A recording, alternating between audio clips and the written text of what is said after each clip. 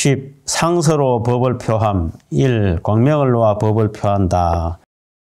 이 시에 세존이 용령일체 보살 대중으로 덕, 열애, 무병, 경계, 신통, 역고로 방, 미간광 하시니 차광이 명일체 보살지 광명 보조 요 시방장이라 기상이 유여 보색 등을 하여 변조 시방 일체 불찰라사 기중 국토와 급이 중생을 실련 현하니라.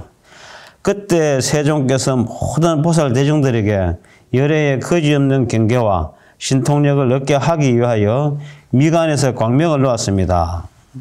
그 광명의 이름은 일체 보살지 광명 보조요 시방장이었습니다.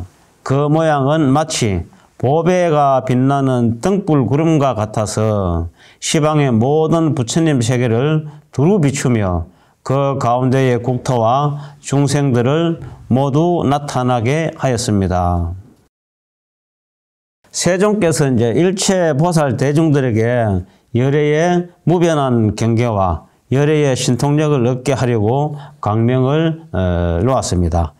광명이란 언제나 부처님의 깨달음의 지혜를 상징적으로 드러내는 것입니다. 깨달음의 지혜는 깨달은 사람만이 아는 일이라서 목매한 우리 무지한 중생들을 이해시키는 데는 광명이 가장 이제 적절한 방편이 되는 것입니다. 그 중국의 청량 스님은 미간 방광에 대해서 설명해 놓은 것이 있습니다. 미간에서 광명을 놓은 것은 두 가지의 치우친 견해를 떠난 것을 의미한다 그랬습니다. 즉 법체에 대해서는 유와 무의 이변을 이제 개교하지 않는다 했습니다. 또 이치에 대해서는 항상하다거나 무상함이라는 제법의 치우친 모습에 집착하지 않는다 했습니다. 또 수행에 대해서는 고와 낙의 두 가지 치우친 것을 익히지 않는다라고 했습니다. 또 도에 대해서는 사도와 정도의 두 가지 치우친 것에 머물지 않는다 했습니다. 사람에 대해서는 원인과 결과의 두 가지 치우친 것에 집착하지 않는다고 했습니다. 교리에 대해서는 세간과 출세간의 두 가지 치우친 것을 설하지 않는다 했습니다. 진리에 대해서는 진재와 속재의 두 가지 치우친 것을 보지 않는다고 했습니다. 교화에 대해서는 방편과 실법이라는 두 가지 치우친 것에 한정하지 않는다라고 말했습니다.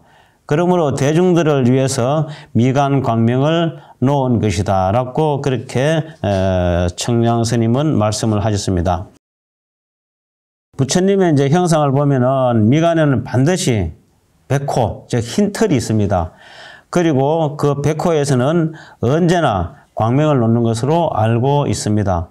그것은 위에서 청량 스님이 이제 설명한 것과 같이 불교의 가르침이란 언제나 중도적 관점에서 설법을 하고 있음을 상징하고 있습니다.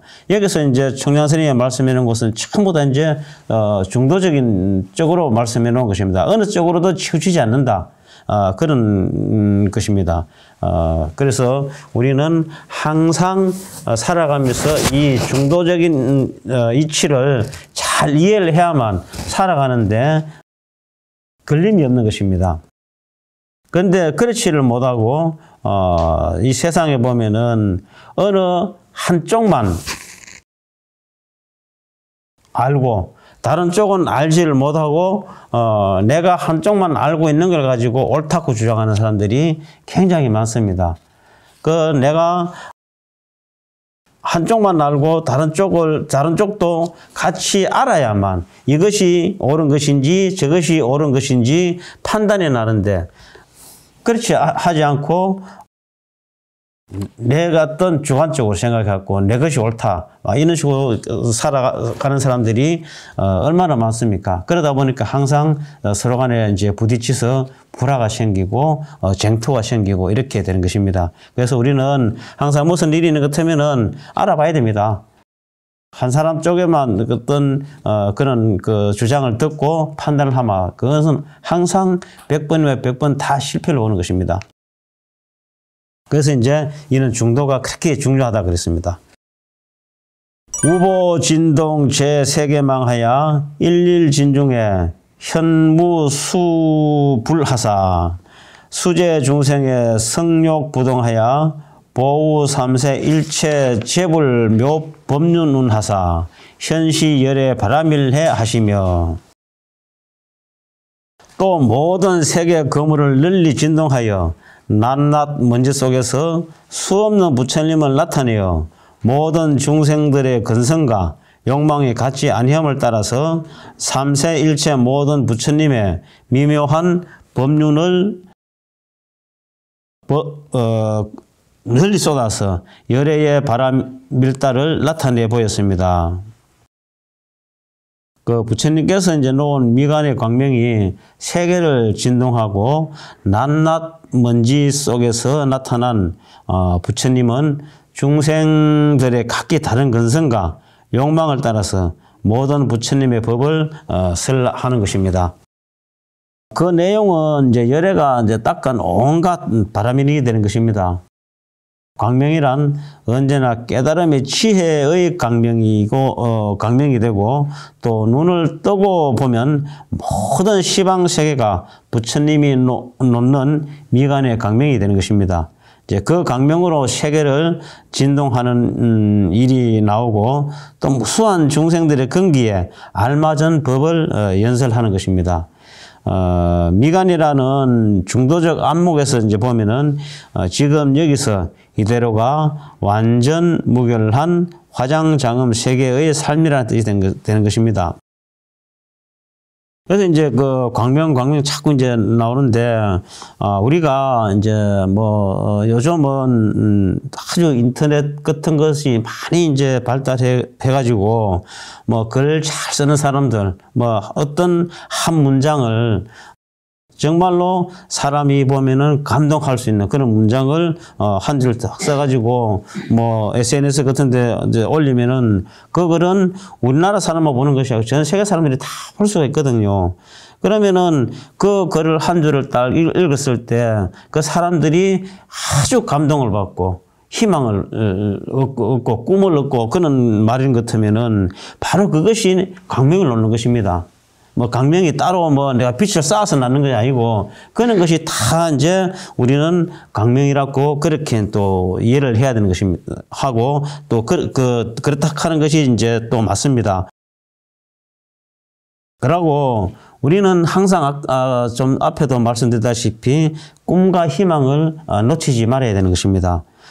이런 말이 있지 않습니까? 내일 지구에 종말이 온다 해도 나는 오늘 한 그루의 사과나무를 심겠다라는 이제 우리 아주 그 서양의 종교개혁가, 이 사람 16세기 때 종교개혁을 일으킨 이제 마르틴 루터의 이제 이 말입니다. 이 얼마나 이 명언입니까? 우리는 만약에 내일 죽는다라고 사형선고를 딱 받아놓으면은 내가 내일 죽는데 그 나무를 심어가지고 뭘 하게? 우리 전부 다 그렇죠. 100이면 100이고 1000이면 1000이고 다 그렇게 말하지만은, 그러나 내가 내일 죽는다고 어떤 사형선고를 받아놨더라도 그것은 내일 가봐야 하는 것입니다. 어떤 기적이 일어나가지고 살 수도 있는 것이고, 그래서 그래 희망을 가져야 되는 거예요. 꿈이 있어야 희망을 가져야. 그래서 나는 오늘 한 그루 사과나무를 심는다 그랬습니다. 내일 죽을 때 죽더라도 나는 일말의 희망을 갖고 있단 말입니다. 어떤 기적, 어떤 이런 걸, 그래서 이제 우리들은, 보면은 쉽게 포기를 해요. 삶을 쉽게 포기하고, 모든 것을 막 쉽게, 그렇게 이제 하다 보니까, 이제 실패를 많이 합니다. 근데 이제 여러분들이 보면은, 내일 지구에 종말이 온다 해도 나는 오늘 한 그루의 사과나무를 심겠다라고 하는 이 말은, 어떤 데는 보면은 네덜란드의 철학자 스피노자의 말이라는 말도 있습니다. 근데 제가 알기로는 그 스피노자라 하는 말은 이건 잘못된 것이고 마르틴 루터가 이 말을 했는 사람이 정확할 것입니다.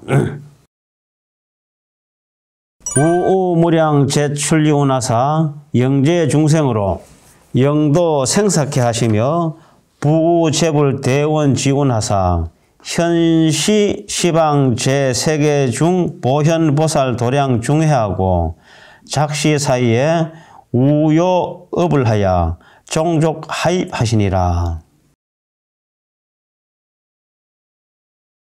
또 한량없는 모든 비구름을 쏟아내려서 모든 중생들에게 영원히 생사를 떠나게 하였습니다. 다시 또 모든 부처님의 큰 서원의 비구름을 쏟아서 시방 모든 세계 가운데에 보현보살 도량에 모인 대중들을 나타내 보였습니다. 이러한 일을 짓고 나서 부처님을 오른쪽으로 돌고 발밑으로 들어갔습니다. 여기 이제 보면은 오타가 좀 있는데요. 여기는 책에는 어떻게 나오면 또 한량없는 모든 벗어버리고 떠나는 구름을 쏟아서 이렇게 나왔잖아요. 이거는 오타입니다. 그래가지고 또 바로 하면 또 한량없는 모든 비구름을 쏟아내려서 모든 중생들에게 영원히 생사를 떠나게 하였습니다. 이렇게 이제 문구를 잡아야 됩니다. 미간에서 놓은 강명은 다시 또 이제 중생들을 영원히 생사에서 벗어나게 하고 이와 같은 불사는 모두가 보현보살의 행원이라는 사실을 모든 대중들에게 깨닫게 하였습니다. 깨달음의 지혜 광명인 미간 광명이 세계와 중생들에게 어떠한 불사를 짓는가를 간단히 설명하고 나서 이제 끝으로 부처님을 오른쪽으로 돌고 부처님 발밑으로 들어갔다고 했습니다. 절에 오시면은 우리 이제 여러분들이 바로 어떻게 하는가 하면은 향을 하나 사놓고 또 뭐 촛불 있는 데는 촛불을 켜고 향을 사놓고 또 이제 절을 하고 이렇게 하지 않습니까? 그런데 이제 물론 그것도 틀린 건 아니지만은 우리 같은 법당은 뒤에 이제 통도를 만들어 놨잖아요. 마도. 저것이 이제 나오는 우리가 부처님을 이제 오른쪽으로 도는 것입니다. 그러면은 여러분들이 처음에 딱 들어오시면은 저 앞에서 이제 합장 반배를 하고 이제 여기 합장을 하고 이 뒤로 이렇게 오른쪽으로 세 바퀴를 돕니다.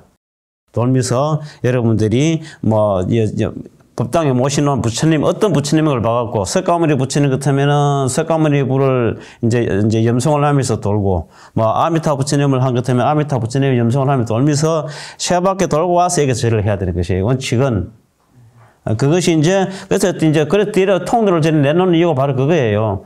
경전에 나오지 않습니까? 우리가 항상 법회를 할 때는 부처님을 이제 그 앞에서 대중들은 부처님이 앉아 계시면 부처님 쪽 오른쪽 시계 방향으로 부처님을 오른쪽 세 바퀴 돕니다. 이렇게 세 바퀴 돌고 나서 시계 방향으로 시계가 돌아가는 방향으로. 예? 다 똑같아요. 예. 그런 식으로 이제 해서 여러분들이 이제 우리 경전대로 하면 그렇게 하면 정확하게 맞습니다. 근데 저 통로를 이제 돌아라고 만들어 놔도 안 돌아요, 사람들이. 일반 절에는 가면은 막 벽에 딱 붙여 나갖고 통로도 없기 때문에 그건 할 수 없지만은 우리 같이 이제 이런 마도를 통로를 만들어 놓은 데는 여러분들이 분명히 들으셔가지고 이렇게 우측으로 세 바퀴를 돌고 와서 이제 그렇게 이제 절을 하는 것이 경전대로 맞습니다. 그게. 광명이 부처님을 오른쪽으로 돈다는 것은 부처님을 향하여 시계바늘 방향과 같이 도는 것인데 이것은 인도 부처님 나라의 이제 예법인 것입니다.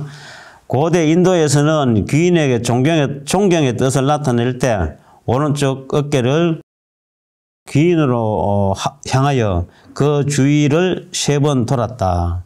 또 군대가 개선하여 돌아올 때는 성벽 둘레를 오른쪽으로 3번 돌아서 성 안으로 들어갔다. 이러한 습속이 불교에 들어왔던 것입니다. 그래서 이제 경전마다 우요삼잡이 있게 되었습니다. 우요삼잡이란 말은 우측으로 세 바퀴를 돈다는 그런 이제 뜻입니다. 또 광명이 미간에서 발밑으로 들어간 것은 미간은 높은 경지인 불가를 상징한 것이고 발밑은 불가의 기초가 되는 믿음을 상징한 것이 되겠습니다. 그러나 불가는 그 원인이 되는 믿음과 둘이 아니고 원인인 믿음은 곧 결과인 불가와 둘이 아니다라고 이제 우리는 알고 있어야 되는 것입니다. 자, 오늘 공부 여기까지 하겠습니다. 성불하십시오.